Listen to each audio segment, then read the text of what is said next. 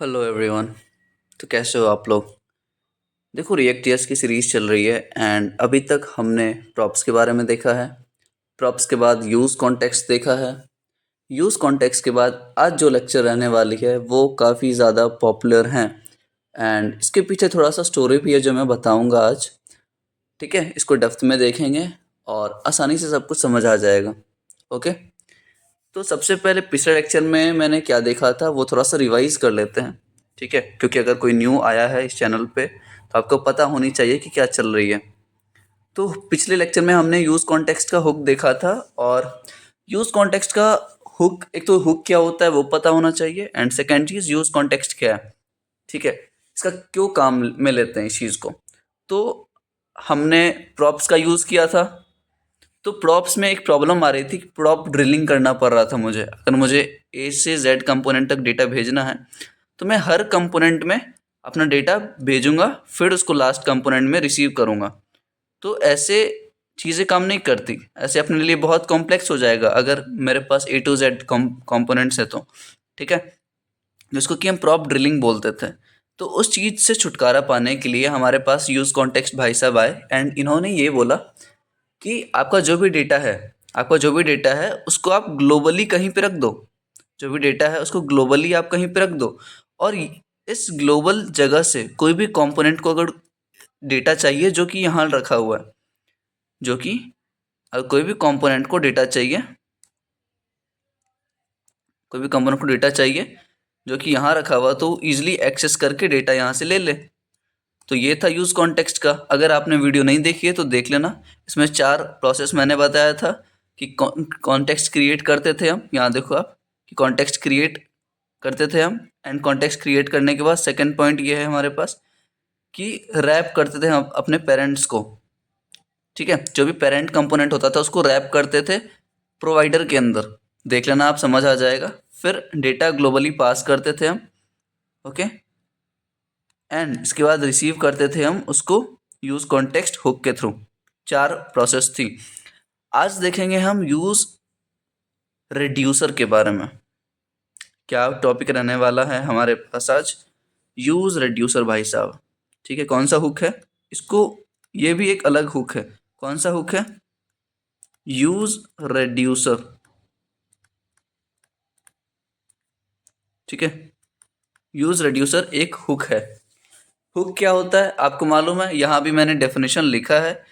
Hooks क्या होती है, हुक्स ऐसी चीज़ होती है जो फंक्शनल कंपोनेंट को ये एक्सेस देती है कि आप स्टेट को मैनेज कर सकते हो, स्टेट को डायनेमिकली चेंज कर सकते हो।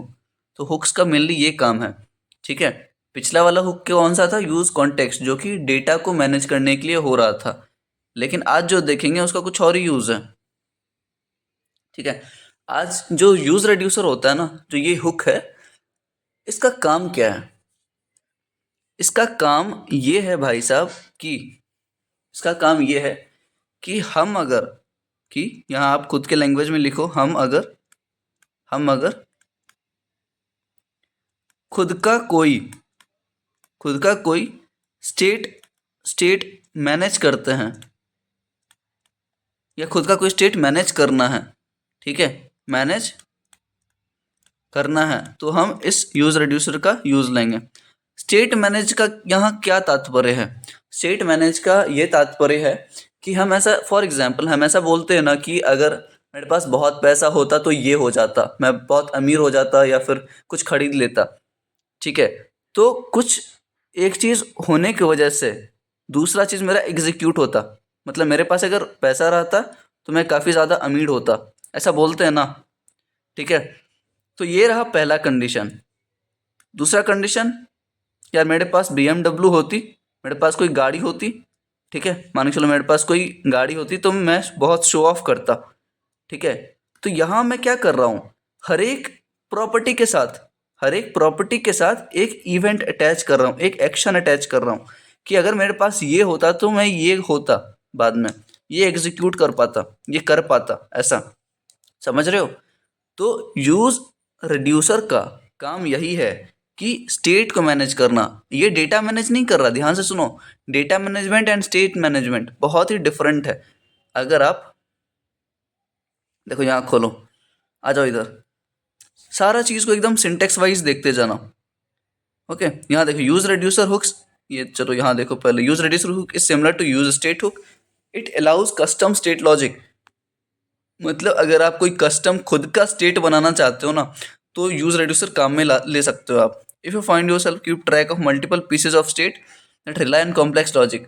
मतलब अपने हिसाब से जब आप स्टेट बनाते हो ना, अभी आपको समझ नहीं आ रहा तो कोई दिक्कत नहीं, हम देखेंगे इस चीज़ को डिफरेंट डिफरेंट स्टेट बना के, तब आप समझो कि हाँ अब ये मतलब है स्टेट बनाने का। ठीक है, तो उस केस में यूज रेड्यूसर हुक काम आता है। ओके, बाकी चीज़ मैं यहाँ डायग्रामेटिकली समझा देता हूँ।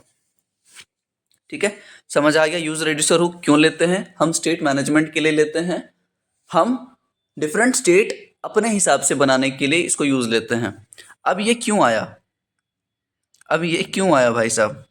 देखो पहले क्या है ना, पहले यूज रेड्यूसर के जगह पे, ये शायद ही कोई बताए, ठीक है, यूज रेड्यूसर के जगह पे हम यूज करते थे रिडक्स। रिडक्स आपने सुना होगा, Redux for state management, for state management, Redux for state management. Okay, तो यहाँ तक हमने देख लिया है। अब मेन चीज़ जो आती है हमारे पास कि यूज़ रेड्यूसर जो हम हुक यूज़ करते हैं, ठीक है, थोड़ा सा डिफरेंस देखते हैं किस चीज़ में। यूज़ रेड्यूसर जो हमारे पास एक हुक है, ओके, एंड सेकेंड चीज़ जो हमारे पास है वो क्या है, रिडक्स। कि यार मेन डिफरेंस क्या है दोनों में, जिसकी वजह से रिडक्स जो है वो डेप्रिकेट हो गई है थोड़ी सी। ऐसा बोलना सही नहीं है, क्योंकि रिडक्स को अभी भी हम यूज़ में लेते हैं, और काफ़ी ज़्यादा रीजंस अभी जो हम देखेंगे ना, तो उससे आपको समझ आ जाएंगे कि रिडक्स थोड़ा ओल्ड हो गया है। ठीक है, ओल्ड बोल सकते हो, डेप्रिकेट बोल सकते हो इस चीज़ को। ओके, तो पहली जो डिफरेंस है यूज़ रेड्यूसर एंड रिडक्स में, वो ये है कि यूज़ रेड्यूसर स्टेट मैनेजमेंट करता है, ठीक है, स्टेट मैनेजमेंट। एंड सेकेंड चीज़ जो है हमारे पास रिडक्स, वो सब भाई ये भी यही करते हैं। वो रिडक्स क्या करता है, सेम चीज़, कि वो भी स्टेट मैनेजमेंट करेंगे, स्टेट मैनेजमेंट। ओके, तो ये दोनों चीज़ दोनों करते हैं, मतलब use reducer and Redux. Second difference क्या है, मतलब पहला तो डिफरेंस था नहीं, बट जानना अपने को ज़रूरी है कि दोनों ही स्टेट मैनेजमेंट को परफॉर्म कर रहे हैं। सेकेंड चीज़ हमारे पास क्या है कि यूज़ रेड्यूसर क्या है ना, उसका मेन काम ही है स्टेट मैनेजमेंट का। ठीक है, और ये फीचर कौन दे रहे थे, फेसबुक भाई साहब, फेसबुक भाई साहब। ओके, एंड जब हम रिडक्स की बात करें तो रिडक्स बहुत सारा और भी काम करता है अपार्ट फ्रॉम स्टेट मैनेजमेंट। तो स्टेट मैनेजमेंट के अलावा वो क्या क्या चीज़ें करता है, वो टेस्टिंग में हेल्प करता है, हेल्प्स इन टेस्टिंग। ठीक है, helps in debugging, helps in debugging, testing करेगा, डीबगिंग में हेल्प करता है। एंड एक और काम है जो ज़्यादा इम्पोर्टेंट है, रिडक्स में एक और काम है, और उसके वजह से रिडक्स को बहुत ज़्यादा यूज़ में लिया जाता है आज भी, वो है डेटा स्टोरेज का। डेटा स्टोरेज, डेटा स्टोरेज का क्या मतलब है भैया आपका, ये है मतलब मेरा कि जब आप कोई एप्लीकेशन बनाते हो, आपने एक एप्लीकेशन बनाया, लेट से रिएक्ट का, ठीक है, तो इस एप्लीकेशन में, इस प्रोजेक्ट में जितनी भी डेटा होंगी, ठीक है, जितनी भी डेटा होंगी वो सब कहीं ना कहीं तो आप स्टोर करके रखोगे ना।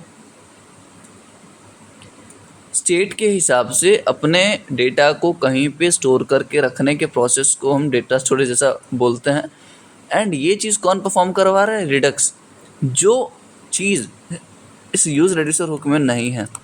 ठीक है, अगर हम यूज़ रेड्यूसर का थोड़ा सा पार्ट देखें तो चलो देखते हैं, एक्सप्लोर करना चाहिए। ठीक है, एक्सप्लोर करते हैं इस चीज़ को कि यूज़ रेड्यूसर के बारे में थोड़ा सा देखें हम। Use reducer hook, okay, and इसके बारे में पढ़ते हैं थोड़ा सा।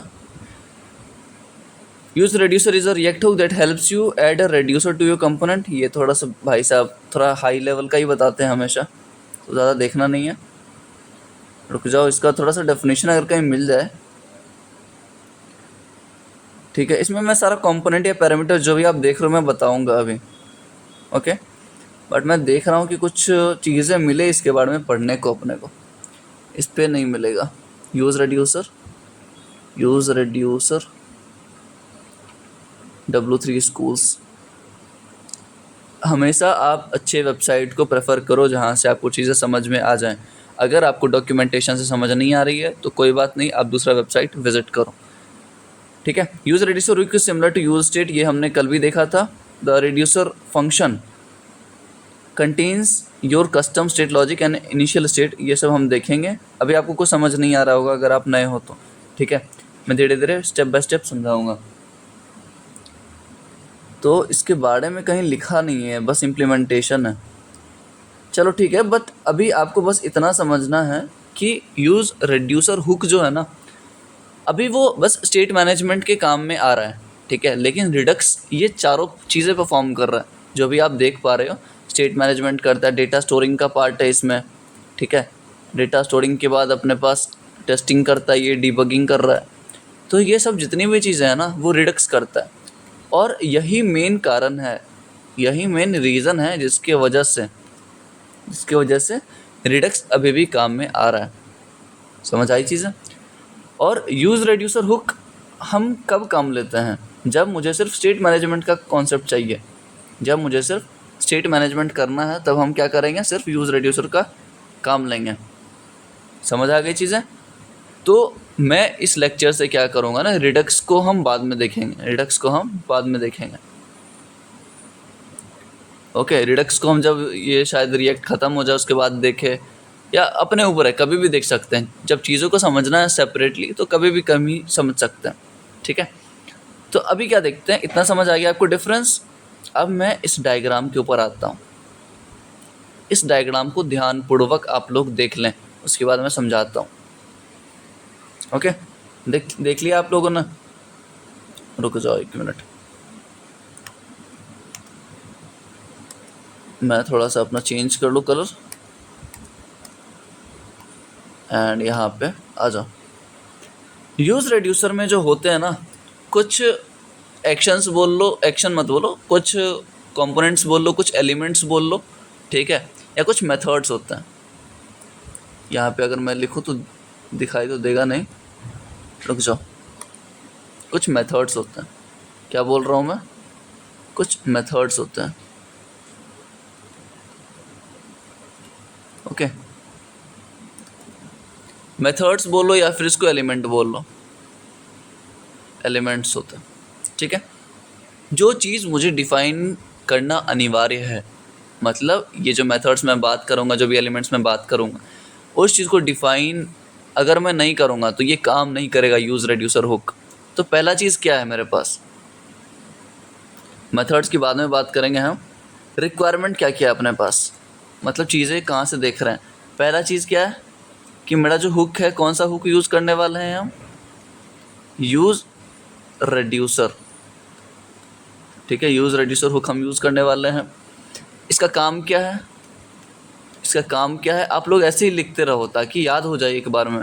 काम क्या है यूज़ रेड्यूसर हुक का, कि स्टेट मैनेजमेंट, ठीक है, स्टेट मैनेजमेंट। और कैसा स्टेट, कस्टम स्टेट। ये जो स्टेट की मैं बात कर रहा हूँ ना, कस्टम स्टेट लॉजिक,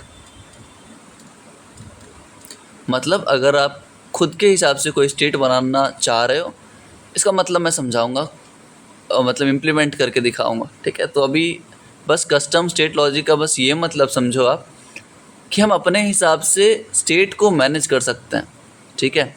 तीसरी चीज़ क्या है, अब आ जाओ हमें क्या क्या बनाना है, ठीक है। लिख लो क्या क्या बनाना है,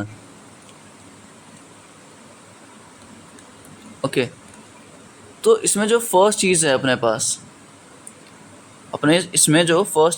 पास, वो क्या है, सबसे पहले यहाँ देखना आप, मेरे पास एक कंपोनेंट होनी चाहिए। यहाँ पे आप देखते रहो, ब्लैक कर लूँ 1 मिनट के लिए।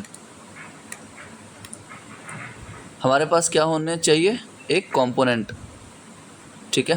कंपोनेंट का मतलब आप बहुत अच्छे से तरीके से जानते हो।